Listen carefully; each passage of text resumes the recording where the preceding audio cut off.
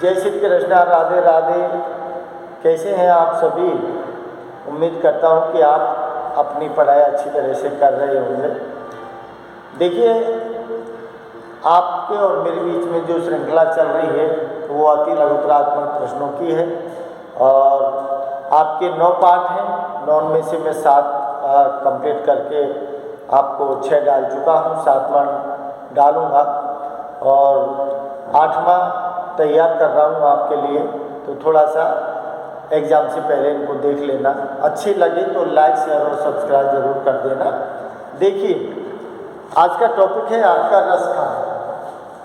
रसखान जो कि क्या है कि रसखान भक्तिकाल के प्रमुख कवि हैं और वो भी अपना सर्वांग जो जीवन है वो श्री कृष्ण के ही शरण में बिताना चाहते हैं। चाहे वो कोई सा भी जन्म हो, किस भी जीव में उनको जन्म लेना पड़े, चाहे वो कोई प्राणी बने, चाहे कोई वस्तु बने, लेकिन हर स्थिति में वो कहा कि वृंदावन गोकुल बरसाने में ही रहकर अपना जीवन बिताना चाहता है।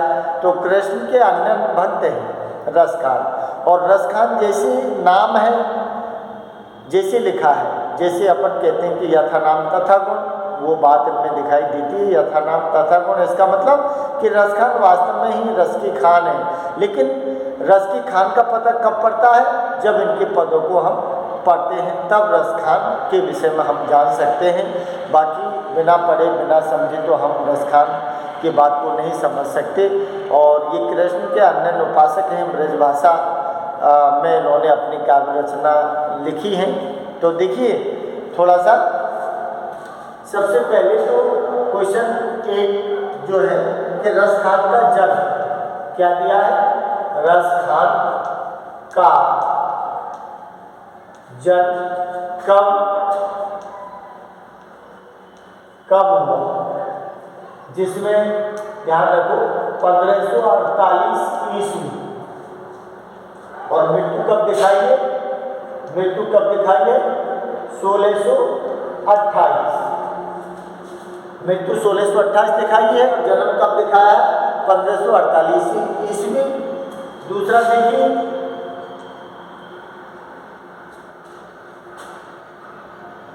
रसखान। रसखान किस काल के कवि हैं? तो बात वही आती है भक्ति काल। भक्ति काल के कवि हैं। अगला है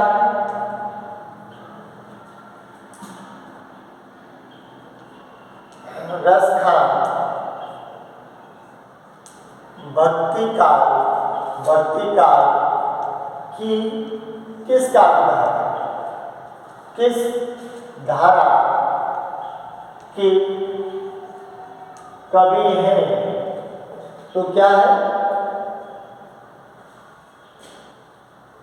कृष्ण का धारा। कृष्ण का धारा, या फिर अपन दूसरे हिसाब से कहें तो स्वच्छंद भावधारा। स्वच्छंद भावधारा। स्वच्छंद भावधारा में अपने भाव को प्रकट किया है, काव्य रचना की है। लेकिन उन्होंने स्वच्छंद भावधारा में भी किसके उपासक रहे? कृष्ण के। तो कृष्ण काव्यधारा या स्वच्छंद भावधारा के कवि हैं। अगला देखिए,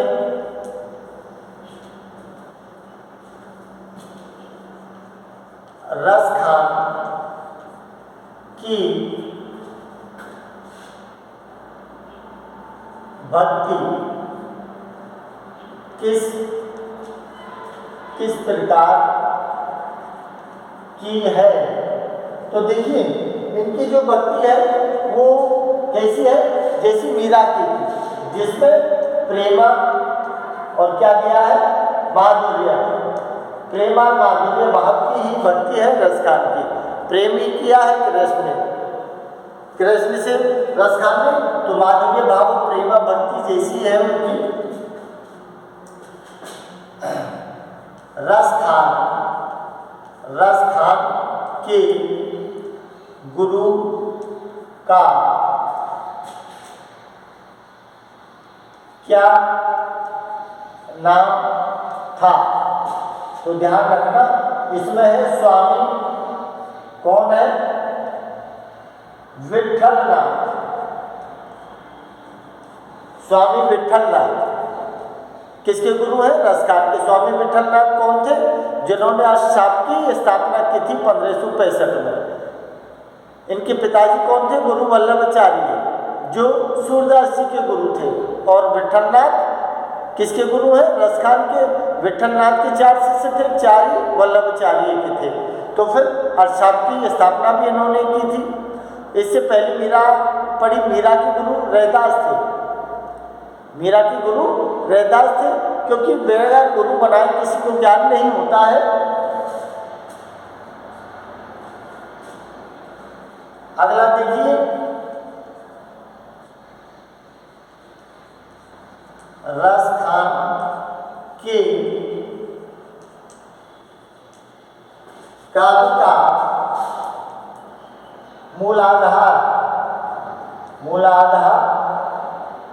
क्या है? मूलाधार क्या है? लौकिक क्या दिया है? एवं अलौकिक। लौकिक एवं अलौकिक प्रेम। लौकिक और अलौकिक प्रेम इनकी काव्य का मूल आधार है। संसार के प्रेम के माध्यम से अलौकिक प्रेम अर्थात आध्यात्मिक प्रेम की ओर इशारा किया है, प्रभु की भक्ति की है लौकिक प्रेम के माध्यम से। तो लौकिक अलौकिक प्रेम ही इनके काव्य का मूल आधार रहा है।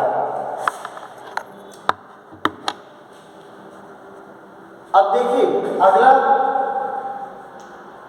क्या दिया है?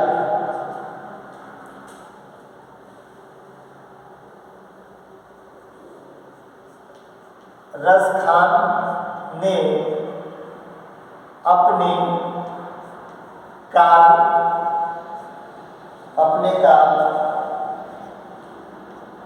किस में लिखे हैं? तो इनमें लिखे हैं, इन्होंने लिखा है कवित्व में लिखे हैं, कवित्व लिखे हैं। क्या लिखा है? सवैया कवित्व सवैया।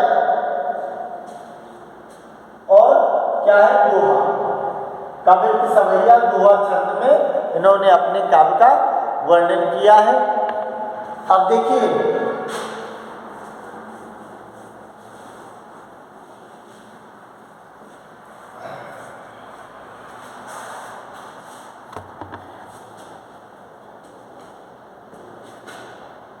आठवां रसखान के काव्यों में, रसखान के काव्य किस भाषा में रचे हैं? तो ध्यान रखना, ब्रज भाषा का प्रयोग किया है रसखान ने।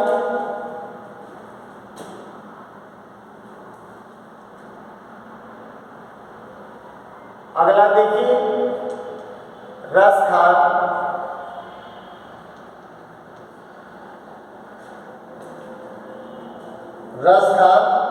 द्वारा रचित प्रमुख ग्रंथ या कहो काव्य रचनाएं। तो इसमें उन्होंने प्रेम वाटिका, दान लीला और दिया है सुजान रसखान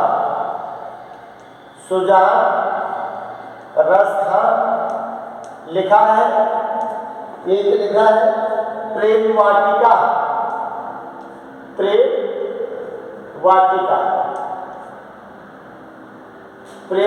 लिखा है, और एक लिखी है उन्होंने दान लीला। अगर आपसे पूछा जाए रसखान के द्वारा रचित क्या है, प्रमुख ग्रंथ कौन से हैं, तो सुजान रसखान है, प्रेम वाटिका है और दान लीला।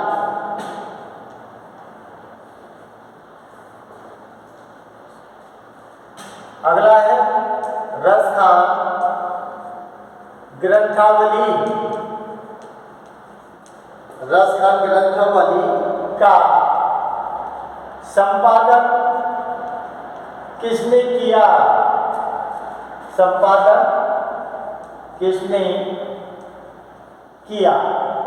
तो इसमें ध्यान रखना, इसमें कौन है? विश्वनाथ प्रताप, विश्वनाथ प्रताप मिश्र। और कौन है? विद्यानिवास मिश्र, विद्यानिवास मिश्र। इन्होंने क्या किया है? विश्वनाथ प्रताप मिश्र, विद्यानिवास मिश्र, इन्होंने रसखान ग्रंथावली का संपादन किया है। अगला देखिए,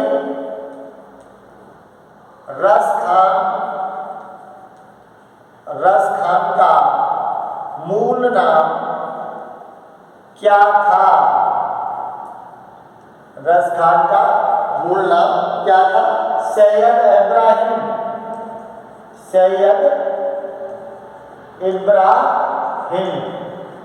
तो सैयद इब्राहिम था इनका नाम। और जाति कौन थे? जाति से मुसलमान, जाति से कौन थे? मुसलमान थे। और मूल नाम इनका जो था वो सैयद इब्राहिम था।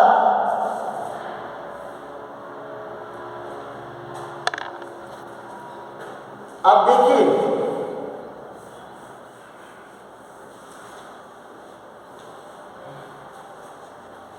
इनके विषय में लिखा है, इन मुसलमान हरिजनन पर कोटिन हिंदूवाद, ये पंक्ति है। इन मुसलमान हरिजनन पर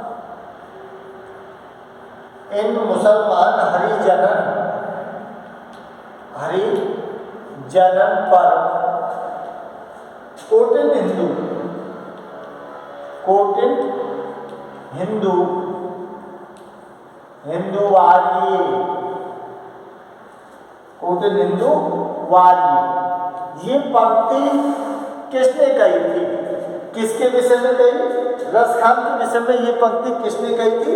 कि इन मुसलमान हरिजनन पर कोटिन हिंदूवादी, ये रसखान के लिए कही जाती है।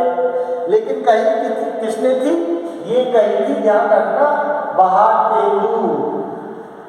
बहातेंदु क्या है? हरिश्चंद्र। बहातेंदु हरिश्चंद्र ने रसखान के लिए कहा गया था। और रसखान वास्तव में रस की खान है। इस तरह से आपके ये कंप्लीट अति लघुत्रात्मक प्रश्न जो आपके पाठ से संबंधित है वो मैंने रख दिए हैं। बाकी जो आपको अच्छा लगे आप भी पढ़ लेना। ओके।